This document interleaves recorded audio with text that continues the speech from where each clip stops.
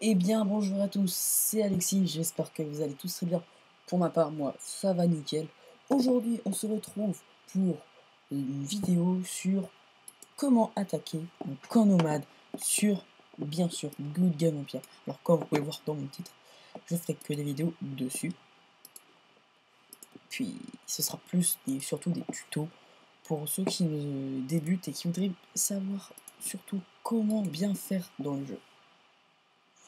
Alors là, moi, j'utilise une technique qui est assez utilisée, enfin c'est toute celle que mon alliance utilise surtout, c'est la technique du full distance.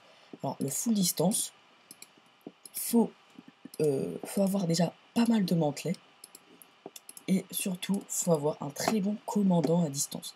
Si vous avez un petit commandant, à moins que vous soyez niveau 10, hein, si vous êtes niveau 10 et vous avez 20 à distance, ça peut être pas mal. Mais si vous êtes, on va dire, niveau 50 et vous avez que 20 à distance en plus, c'est vraiment pas super. Alors là, vous allez me dire, ouais, mais au frontal, t'as quand même 202 lanceurs de javelot qui sont super bons en distance, en défense. Figurez-vous que, en fait, ils vont pas faire mal, en fait. Hein. Parce qu'en fait, ils sont vraiment pas du tout dangereux quand on attaque comme ça en full distance. Alors là, je fais vite fait. Est-ce que je mets des tours de siège? Non. Allez, je vais mettre que des échelles. On va pas utiliser des engins rubis pour rien. Alors voilà, toc. Voilà, là j'en ai aussi 12. Alors voilà. Alors déjà, j'en mets 12 et pas plus. Tout simplement parce que, comme vous pouvez le voir, attendez, je vais vous montrer. Comme vous pouvez le voir par exemple, ça c'est sur tous les côtés, et même le milieu. La protection du mur du château est de 126%, ce qui veut dire qu'il faut que vous ayez à peu près moins 120% de protection du mur. Après, si vous avez dans votre commandant la protection du mur ennemi qui est en moins, c'est bien aussi, mais moi je l'ai pas là-dedans, donc c'est pas grave. Hein. Après, excusez-moi, l'offre. Après, pour les soldats à distance, c'est exactement pareil. Vous regardez quelle est la puissance de défense à distance, et puis vous verrez que au final, hein, c'est là par exemple sur le frontal, hein, c'est 119. 119%. Soit vous mettez par exemple 12 chauves-souris vampires, ou vous mettez 24 mantelets, vu que c'est 5. Après, moi, les mantelets, là j'en ai 34, mais les 34, je les garde pour là. Vu ah merde, j'ai pas assez. Bon, pas grave.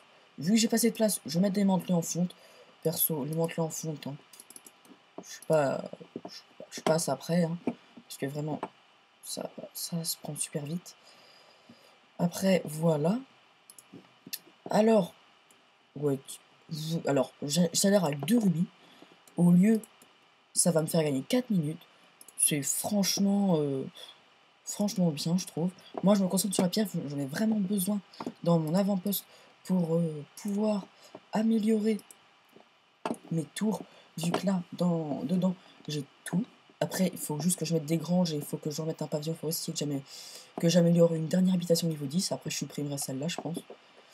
Et il faut que j'essaye de mettre le maximum de jardins possible, enfin jardin et château, et que j'améliore toutes mes tours, et mon château, enfin les murs de mon château, ma porte, etc. Et pour ça, ça prend quand même pas mal de rubis. Alors là, je regarde les messages, vu que j'ai des messages. Ouais, ça c'est le classement du pillage. C'est pareil pour les points de pillage. Pour les points de pillage, c'est super simple. Vous avez juste à attaquer, par exemple, un camp nomade, vous gagnez directement 50 000, enfin pas 50 000, mais vous gagnez 40 000 largement de points de pillage. Après, vous pouvez en gagner 50 000 facile Par exemple, si vous faites une attaque, enfin l'autre technique qui existe, je vous la montrerai je pense une prochaine fois, parce que là, l'événement se termine dans 15 heures, et je pense pas que j'aurai le temps de vous la montrer, malheureusement, mais je vous la montrerai la prochaine fois, et ces deux techniques que je vous montrerai fonctionnent sur les nomades, mais également sur les samouraïs. Donc les samouraïs aussi sont très simples à avoir. Alors aussi, je vous conseille pour essayer de faire des missions du mercenaire.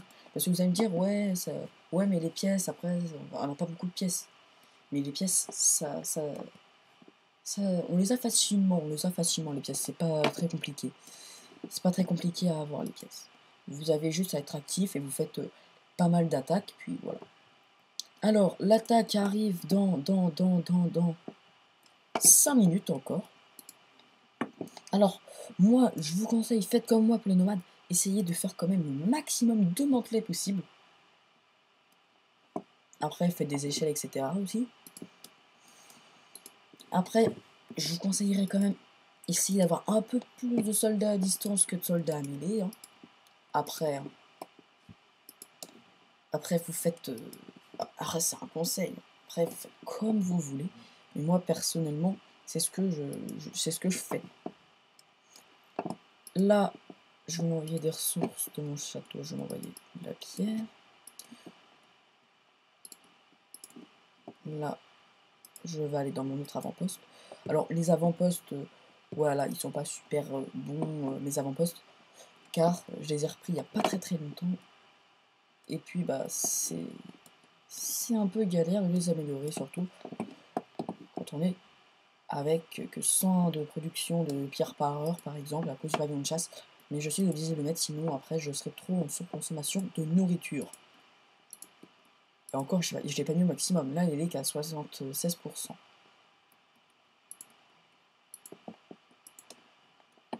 Alors, les autres mondes, je vous montrerai dans une autre vidéo. Mais je ne vous dis pas sur quoi. Alors, retournons sur l'avant-poste qui nous intéresse, car c'est avec cet avant-poste-là que j'ai lancé l'attaque sur le camp nomade. Alors, hop. Alors, l'attaque sur le camp nomade arrive bientôt. Alors, comme vous pouvez le voir, je vais vous montrer. J'ai tout ça. Peut-être pour ceux qui n'ont jamais attaqué comme ça, ils vont me dire ouais, peut-être que tu vas perdre, etc. Non, vous verrez. Moi, je pense que je ferai environ 35 pertes, je pense. 35 pertes. 35 pertes ou moins, c'est possible. Je pense que je ferai 35 pertes à peu près. 35 pertes, c'est vraiment pas beaucoup. Après, si vous êtes comme moi, et par exemple, enfin pas comme moi, mais si vous avez que des soldats à pièces, comme des archers, la garde royale, enfin, arbalétriers à la garde royale, pardon, ou, ou des archers légers impériales, moi c'est ce que je recrute en ce moment par exemple. Essayez surtout d'en recruter vu que ça coûte pas super cher non plus, enfin pour moi ça coûte pas super cher, mais c'est super bien parce que quand on veut soigner, ça coûte que des pièces. Alors que si vous utilisez des horreurs mortelles, des arbalétriers errants, des soldats comme ça, pardon, ça va coûter des rubis. Donc c'est galère à soigner quand ça coûte des rubis. On n'a pas très envie de les soigner. Donc voilà. Donc c'est toujours mieux d'utiliser des soldats avec des pièces pour soigner après avec des pièces. C'est vraiment beaucoup plus simple comme ça. Personnellement, moi, ne le fais pas vu que je n'en ai pas assez. Mais c'est ce que je vous conseille. Après, il y a aussi un truc que je vous conseille, c'est que vous, des fois, c'est pas tout le temps, mais des fois, à peu près 1 à 2 fois par semaine, voire 3 à 4 fois même, ça dépend si vous avez de la chance ou pas, dans les missions du mercenaire, vous avez une mission à 75 000 pièces, où vous pouvez gagner 10 chevaliers errants, 10 arbatriers errants, et un jeton pour la fontaine, pour le puits à souhait. Alors, dès que vous avez cette mission-là, même si vous avez à 76 000 pièces, faites-le. faites-le. Parce que le puits à souhait, là, c'était il y a quoi, 3 jours. En, en, en 2 jours, j'ai eu 2 jetons. Donc là, j'étais vraiment content parce que grâce à ça, bah, ça va me donner quand même 4000 rubis. Et avec tous les rubis, bah, soit vous économisez par exemple pour améliorer votre boulangerie ou pour améliorer une écurie ou un maître d'œuvre ou pour, je sais pas, l'hôpital militaire ou des objets décoratifs. Soit vous faites ça, soit vous voulez pas maintenant les améliorer, donc vous vous achetez des engins avec. C'est ce que vous pouvez faire.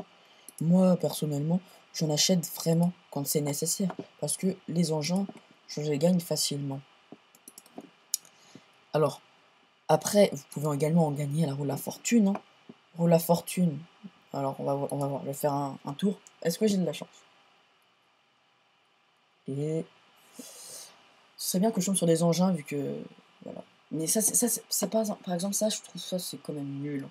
Parce que, voilà, quand on tombe sur un casque comme ça, qui est nul, encore si ça aurait été un casque légendaire, j'aurais dit, ouais, pourquoi pas. Mais là, voilà. Donc, l'attaque des nomades va arriver dans 10 secondes. Alors moi, personnellement, c'est comme ça que j'attaque. Et aussi avec l'autre technique, pour gagner plus de ressources, vous pouvez utiliser l'autre technique, mais c'est pas beaucoup de ressources d'écart. Alors là, nous avons regardé l'attaque, comme vous pouvez voir, attaque, victoire. Et j'ai fait 38 pertes. Ah, j'étais pas loin, 35, 38, c'est pas beaucoup non plus. Alors là, comme vous pouvez le voir, j'ai gagné 26 755 pièces. J'ai gagné 6970 nourritures, ce qui est quand même pas mal. Après, je me suis concentré sur la pierre, donc 6300 pierres. Et environ 3000 bois, on va dire. Après, j'ai gagné une gemme de niveau 4, c'est pas mal. Mais bon, une gemme comme ça, c'est pas non plus super bien. Après, j'ai gagné 57 tablettes, ce qui est pas mal. Hein. 62 points d'expérience. Alors, on va regarder. Voilà. Alors là, c'est là où j'en étais sûr que j'allais perdre le plus de soldats. C'est ici, comme vous pouvez le voir. Voilà. Et sur le frontal, j'ai fait que 10 pertes. Alors qu'il y avait quand même 202 lanceurs de javelot et quand même 109 lanciers. Donc, vous pouvez voir que cette technique marche très très bien. Après, j'ai perdu des horreurs mortelles malheureusement. Mais bon, c'est pas grave. Hein. Je peux recruter des soldats à distance après, etc. C'est pas non plus les meilleurs soldats, donc voilà. Mais bon. J'espère en tout cas que cette petite vidéo sur les camps nomades, enfin le camp nomade que j'ai attaqué, vous aura plu. N'hésitez pas à mettre un petit like, mettre un petit commentaire sympathique, ce serait super sympa. Et je vous dis à plus tout le monde.